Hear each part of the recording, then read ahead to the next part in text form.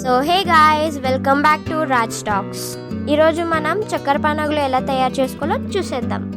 ముందుగా 1 కప్పు గోధుమ పిండి తీసుకుందాం. 1/2 లీటర్ పాలు మరగబెట్టుకుందాం.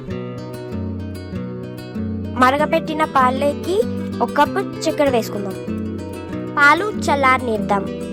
ఇప్పుడు గోధుమ పిండి కలుపుకుందాం.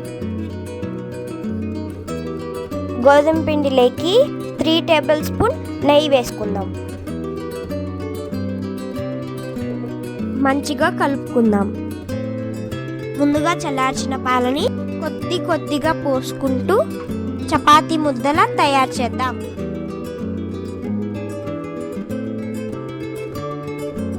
కొద్దిగా పిండి తీసుకొని మందంగా తిక్కుదాం.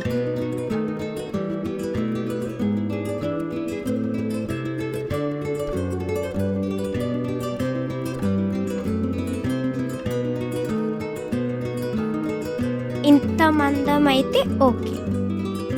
చిన్న క్యూబ్స్గా కట్ చేసుకుందాం.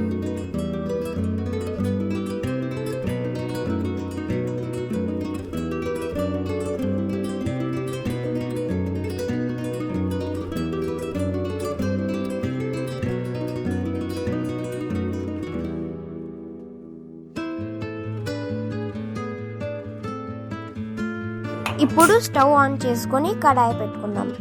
ఆయిల్ వేసి వేడెక్కనివ్వండి. ఆయిల్ వేడెక్కిన తర్వాత ఒక్కొక్క క్యూబ్స్ డీప్ ఫ్రై చేసుకుందాం.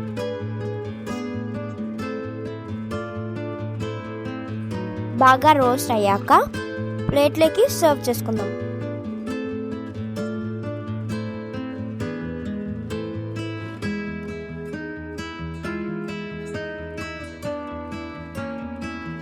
అంతే friends, crunchy and tasty treats ready.